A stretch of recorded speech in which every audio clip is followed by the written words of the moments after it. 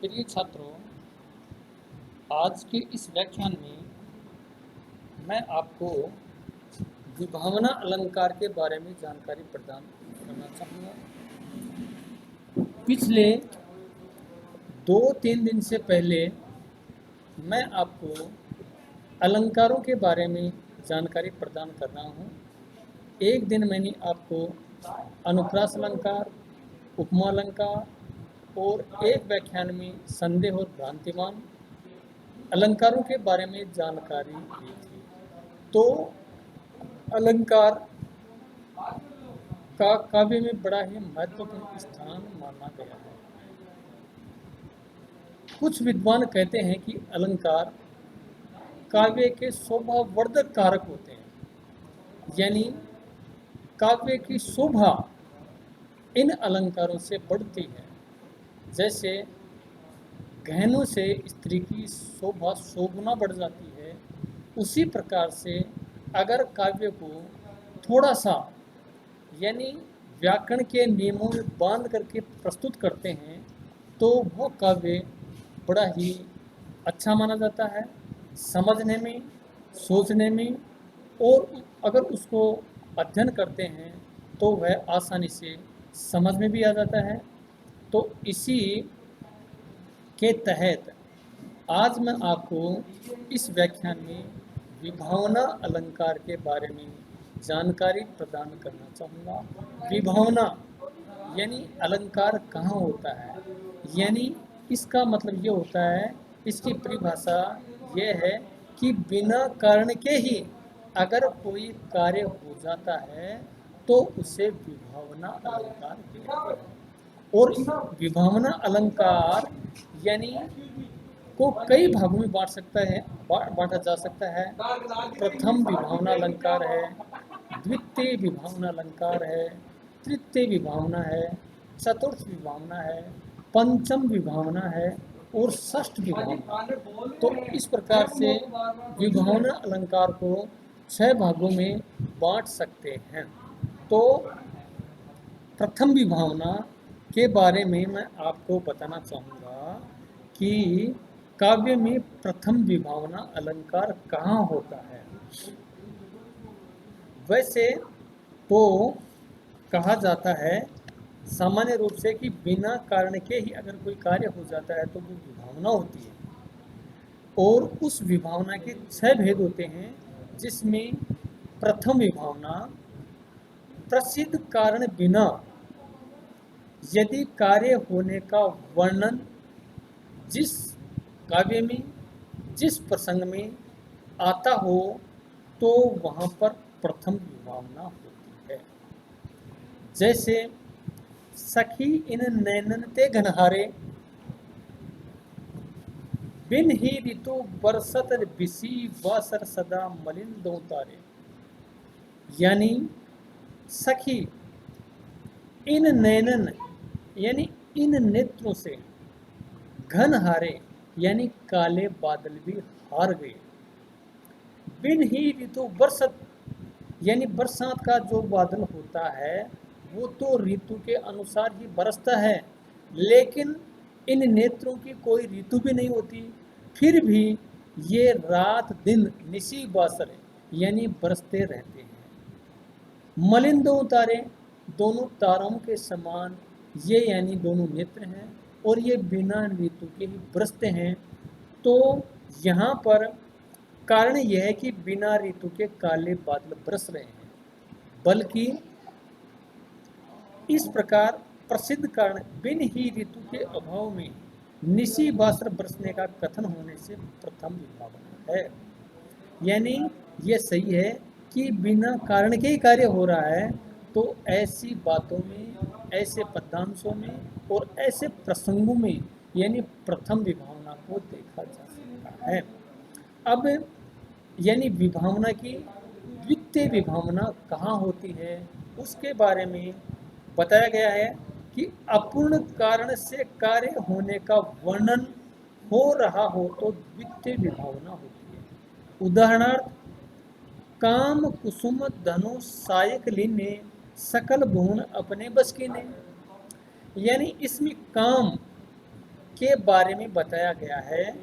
यहाँ द्वितीय विभावना है क्योंकि कुसुम धनु अपूर्ण कारण से समाचार को वश करने का कार्य वर्णित हुआ है, तो इसमें हम द्वितीय विभावना अलंकार को देख सकते हैं और इसके उदाहरण यानी काव्य में या पद्यांशों में, प्रसंगों में कई प्रकार से देखे जा सकते हैं।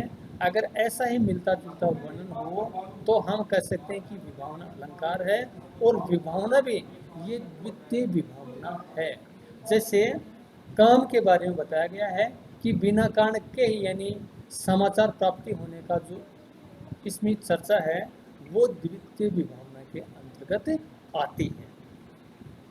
अब विभावना अलंकार का तृतीय विभावना अलंकार कहाँ होता है, तो इसके बारे में बताते हैं कि प्रतिबंधक कारण के होने पर भी यदि कार्य होने का वर्णन किया जा रहा है तो तृतीय विभावना होती है। जैसे लखन ओट करो किन घूंघट चंचल नैन छिपे न छिपाए, यानी इसमें चंचल नेत्रों के बारे में बताया गया है कि चंचल नेत्रों पर कितना भी ओट कर लीजिए, घूंघट निकाल लीजिए, लेकिन चंचल नेत्र तो उस घूंघट के या उस ओट के आर पार भी दिखाई दे जाते हैं। जैसे मान लीजिए यदि कितना भी घूंघट कर लिया जाए फिर भी चंचल नेत्र छिपे नहीं रह सकते।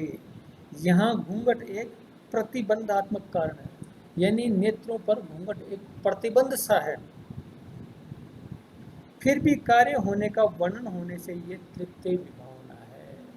तो सही है कि लखन ओट करो किन घूंघट चंचल नैन छिपे न छुपाए, यानी चंचल जो नेत्र होते हैं वो छुपाने से भी नहीं छुपते। तो इस प्रकार से इसमें तृतीय विभावना है, तृतीय। अब मैं आपको चतुर्थ विभावना यानी काव्य में कहाँ पर होती है तो इसके बारे में बताया गया है। यदि भिन्न कारण से कार्य की उत्पत्ति होती है तो चतुर्थ विभावना होती है। जैसे देखो नील कमल से कैसे तीखे तीर बरसते हैं। नील कमल यानी नीले कमल के समान आसमान से यानी तीखे तीर बरसते हैं, तो भिन्न कारण हो रहा है। तो भिन्न कारण होने से यानी ये चतुर्थ विभावना इसके अंतर्गत आती है।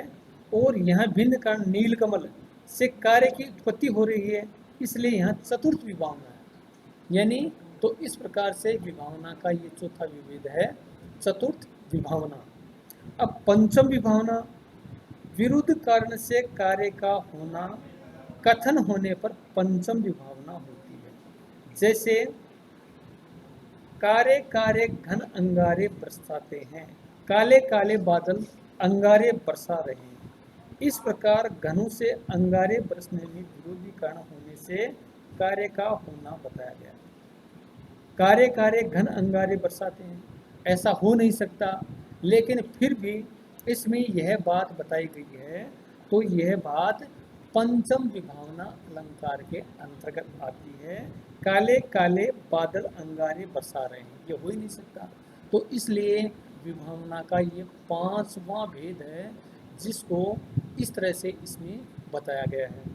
अब षष्ठ विभावना यानी विभावना अलंकार के अंतर्गत छठे प्रकार की विभावना कहाँ होती है तो उसके बारे में कार्य से कारण का उत्पन्न होना वर्णित होने पर षष्ठ विभावना होती है। जैसे कमल युगल से निकलता देखो निर्मल तीर, यहाँ पर कमल रूप कार्य से जल रूप कारण की उत्पत्ति दिखाई गई है, इसलिए यहाँ षष्ठ विभावना है। तो कार्य से कारण का उत्पन्न होना, तो इसमें यानी यह कमल रूप कार्य से जल रूप कारण की उत्पत्ति दिखाई गई है, तो इसलिए इसमें षष्ठ विभावना अलंकार होता है। तो इस प्रकार से विभावना अलंकार यानी काव्य में बड़ा ही महत्वपूर्ण माना जाता है। और काव्य की शोभा जैसे अलंकारों से बढ़ती है तो विभावना अलंकार से यानी अलंकार बहुत ही अच्छे और सुंदर और इसी श्रेणी में माने जाते हैं कि जैसे मान लीजिए काव्य में उपमा अलंकार हो, रूपक अलंकार हो, अनुप्रास अलंकार हो, तो इस प्रकार से विभावना अलंकार जिसके यानी 6 भेद किए गए हैं और 6 भेदों के अंतर्गत इसके उदाहरण देकर के यानी इस अलंकार को हिंदी साहित्य में अच्छी तरह से समझा जा सकता है। यानी पहले की क्लासों में भी यानी अलंकार और छंद हुआ करते थे, लेकिन छंद और अलंकार यानी काव्य में बड़े ही महत्वपूर्ण हैं और इन के अंतर्गत आज मैंने जो आपको विभावना अलंकार बताया है, वो विभावना अलंकार यानी अपने 6 भेदों के साथ में मैंने आपको इसके बारे में जानकारी दी है। तो प्रिय छात्रों, कल परसों मैंने निर्दर्श संदेह और भ्रांति ज्ञान के बारे में जानकारी दी थी और आज विभावना अलंकार जो काव्य में बड़ा ही महत्वपूर्ण माना जाता है और कवियों की जो कविताएं होती हैं, जो उनका काव्य होता है, उसमें यानी इस विभावना अलंकार को अगर गहराई से अध्ययन करें तो हमें यह विभावना अलंकार बहुत जगह मिल सकता है। तो प्रिय छात्रों, आज के इस व्याख्यान में मैं आज आपको इतनी ही जानकारी प्रदान करूंगा।